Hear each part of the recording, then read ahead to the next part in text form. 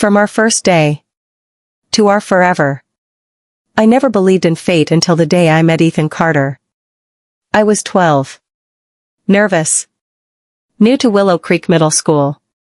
My backpack was too big, my hair too frizzy, my confidence too close to zero. The hallway was crowded with loud lockers slamming and kids laughing in tight clusters. I stood alone, clutching my schedule like it was a survival map. That's when someone bumped into me from behind. My papers flew everywhere. Great, I muttered, dropping to my knees. And then I saw him, kneeling beside me, picking up my worksheets. A boy with messy brown hair, blue eyes too gentle for his age, and a slow smile that made my stomach flip before I understood what that meant. Sorry. I didn't mean to crash into you, he said. It's okay, I whispered. He stacked my papers neatly and handed them to me. I'm Ethan. You're new, right? Yeah, I said. I'm Anna. He smiled wider. Well, Anna, welcome to Willow Creek. Want me to show you around? I didn't know it then, but that moment changed my life. From that day on, Ethan became my person. We sat together at lunch. Walked home together. Studied together. Shared secrets under the big oak tree behind school.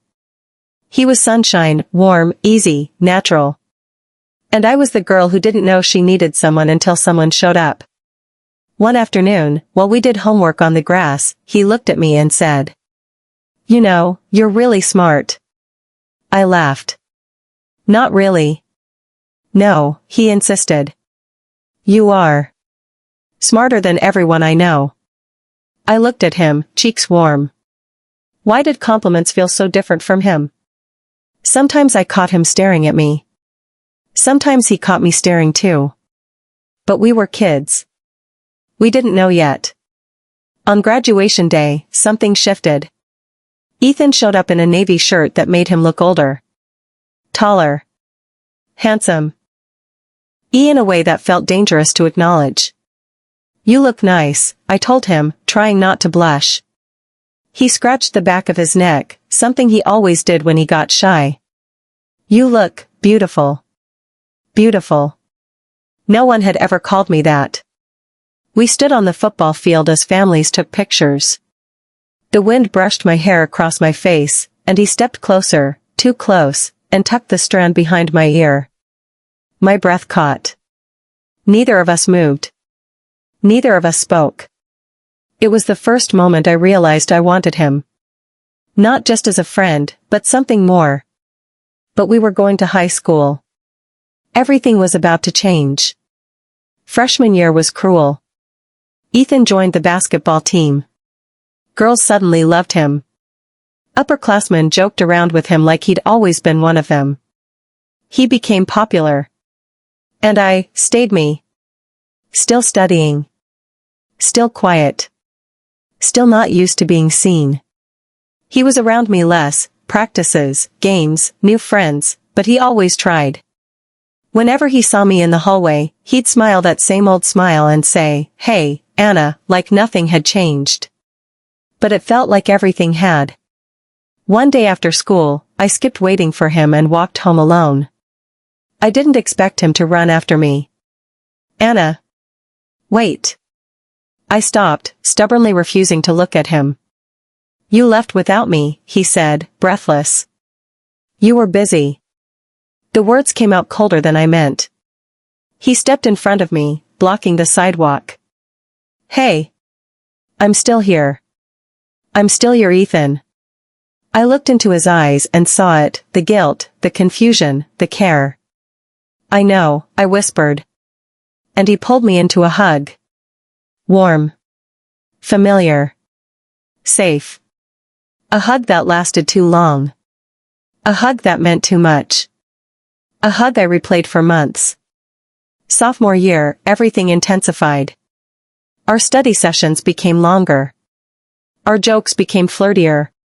Our hugs became something else. One night, during a group project, we sat on my bedroom floor surrounded by notebooks and empty soda cans. He lay back, staring at the ceiling. You ever think about the future? He asked quietly. All the time. What do you see? I shrugged. College. A job. Maybe love. He turned his head toward me slowly. Yeah, me too. Our eyes held. My heartbeat pounded in my ears. His voice dropped lower. Anna. But his phone rang. His mom. The moment shattered. He left that night without finishing his sentence. For weeks, neither of us dared to bring it up. Junior year came with heartbreak. Not mine. His. He dated a girl named Brooke, pretty, outgoing, everything I wasn't.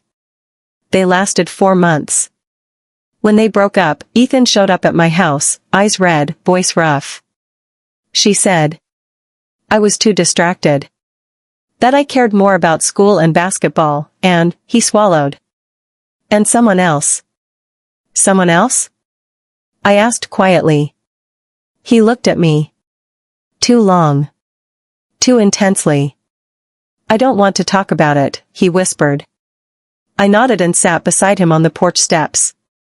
He leaned his head on my shoulder. And just like that, I fell even harder. It was after homecoming. I didn't go, but Ethan went with friends. At 10:47 p.m., he texted. Are you awake? I was. He came over, still wearing his formal suit, hair messy, eyes tired. Can we talk? He asked. He walked into my room and sat on my bed. For the first time, he looked nervous. Scared almost. What's wrong? I whispered. I'm tired of running, he said. Tired of pretending. Pretending what? He exhaled sharply. That you're just my friend. My heart stopped. He stood up, pacing. I keep trying to date other people. I keep trying to focus on other things. But it's you, Anna. It's always been you. I couldn't breathe. He stepped closer, cupping my face with trembling hands. Tell me you don't feel it too, and I'll walk out that door.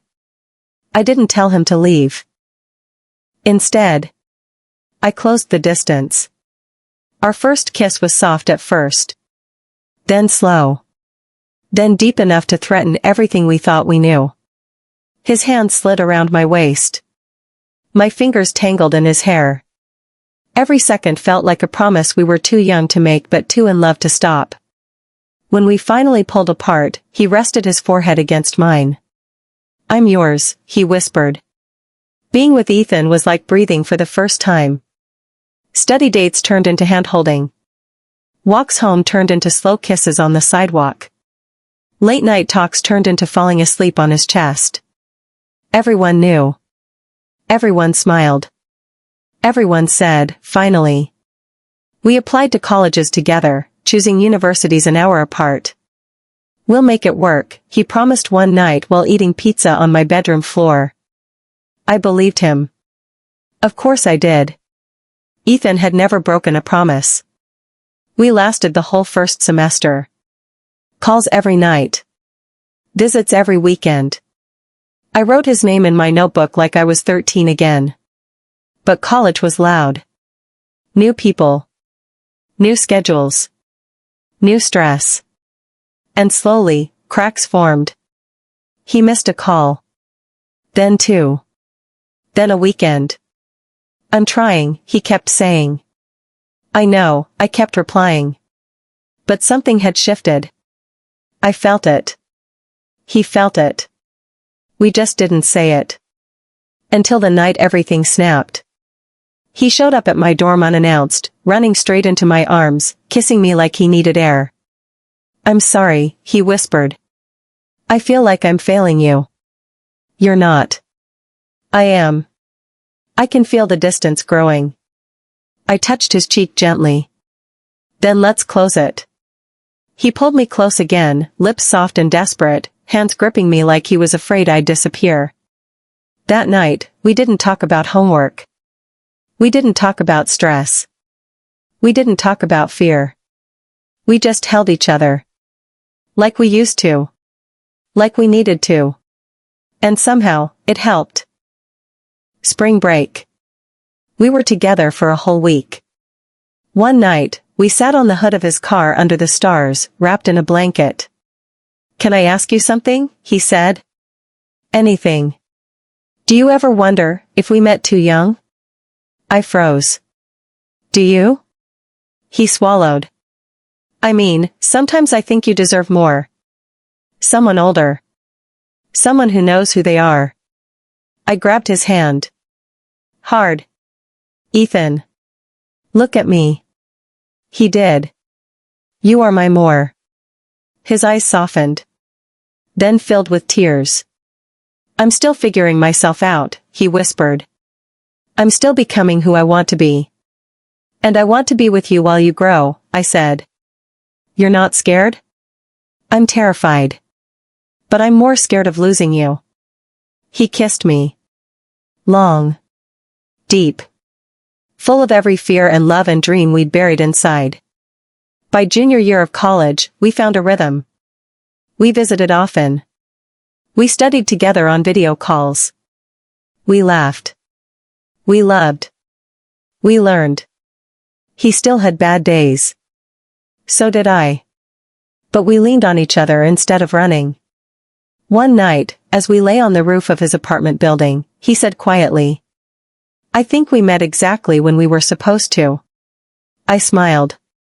"Why?" "Because if I met you now, I'd still fall just as hard." I felt tears sting my eyes. He took my hand, lifting it to his lips. "I want forever with you, Anna." Graduation day. The sun was bright. The air smelled like new beginnings. Ethan found me in the crowd, hugged me so tight I felt his heartbeat in my ribs, and whispered, "We made it." Later, under the same oak tree where we shared secrets at age 12, he reached into his pocket. My breath hitched. But it wasn't a ring. Not yet. It was a tiny silver necklace with a small heart. "For now," he said softly. "For always." I threw my arms around him, tears falling freely. "Ethan. Someday," he whispered in my ear, "I'll ask you the real question." He kissed me, slow, deep, full of every year we survived together. 12 years of friendship. 6 years of love. A lifetime ahead. And I whispered back, "I'll say yes."